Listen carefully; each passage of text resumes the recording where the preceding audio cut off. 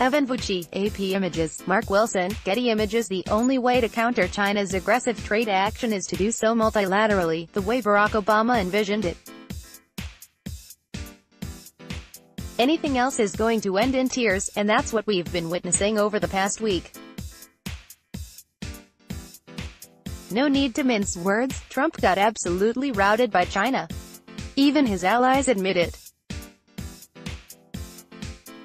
Scott Paul, president of the Alliance for American Manufacturing and a champion of a tougher approach to China, told The Washington Post that he can't escape the feeling that the administration got somewhat played this round. Somewhat. Not only will the U.S. back down from levying tariffs against China for stealing U.S. intellectual property for years, but it will also resume selling parts to ZTE, a Chinese tech firm that violated sanctions against North Korea and Iran. As a replacement punishment, the U.S. is going to demand that ZTE shake up its management and pay fines. This is funny, because that is exactly what the U.S. asked ZTE to do the first time it was caught violating sanctions. The company did not do that, though. Instead of shaking up its management, it actually rewarded some of the employees who were caught breaking the rules. Perhaps the Trump administration forgot about this. After all, Commerce Secretary Wilbur Ross made a speech about it an entire month ago, which feels like an eon in this presidency. It was ZTE's flagrantly abusive behavior that had politicians, academics, and business people from both sides of the aisle warning the Trump administration not to use the company as a bargaining chip in its trade negotiations with China. But Trump did so anyway. He had to. You can chalk this up to Trump's transactional nature. But it's also clear Trump and his team needed to use ZTE to get back to the negotiating table. He was asking China to change some of the fundamental ways its economy works, and some of its most important plans for its economic future.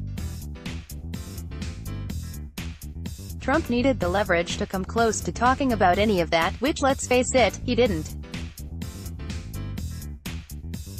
Until ZTE's fate was thrown into the deal, it seemed like Liu He, China's trade negotiator and reported ally of Treasury Secretary Steve Mnuchin, was considering canceling a key trip to Washington.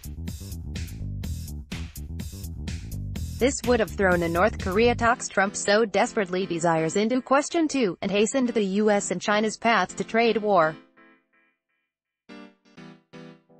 So Trump had backed himself into a corner. He needed to use ZTE. Expect this to keep happening.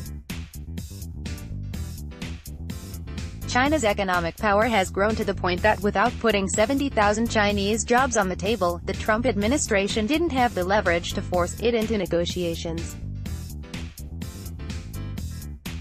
That gets us to our most important point here today. Barack Obama got it right. Multilateralism is the only way to deal with China.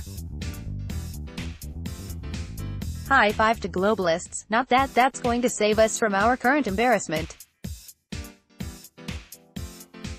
It's not going to stop the Chinese from stealing our intellectual property either. Obama's way. Remember the Trans-Pacific Partnership? The multilateral Asian trade deal that the U.S. almost ratified under the Obama administration?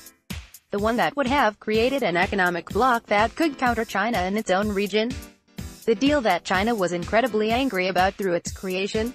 The one that became a political punching bag for shallow politicians trying to generate convenient sound bites they thought Americans would appreciate? You know, the defunct deal that became Trump's first gift to Xi Jinping when he pulled out of it last year? The one his administration is reported to have regretted leaving once they had a few months to think about it.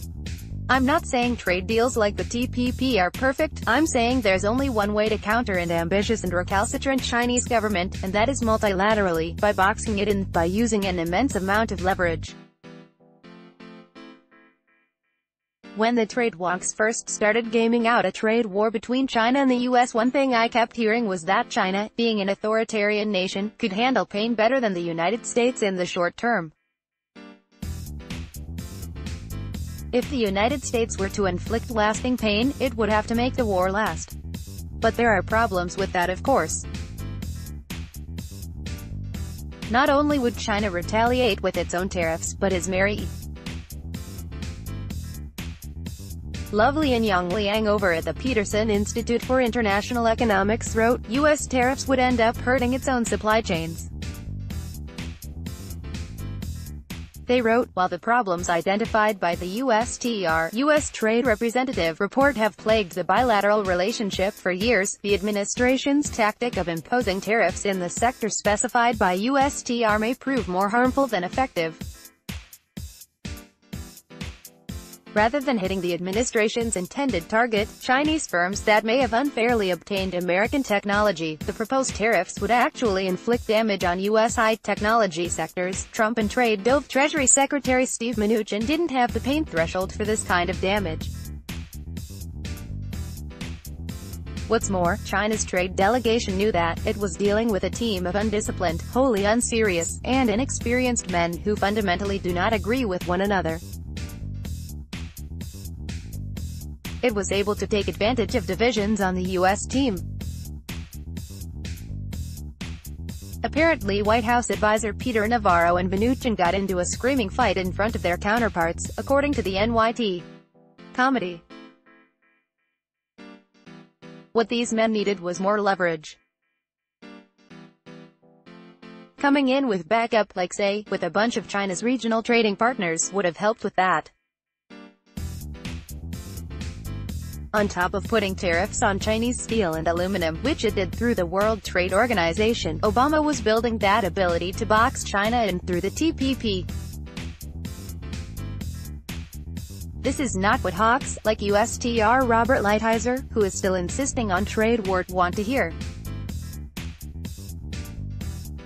Come from a time when the U.S. had the leverage to put the hurt on China alone. They are trade dinosaurs doomed to watch the world grow increasingly unrecognizable until the meteor hits. It's not exactly clear what Trump believes about trade at this point, which worries his allies, no doubt, but he will undoubtedly never be able to admit his predecessor got it right. So expect all of these showdowns with China to keep ending in tears.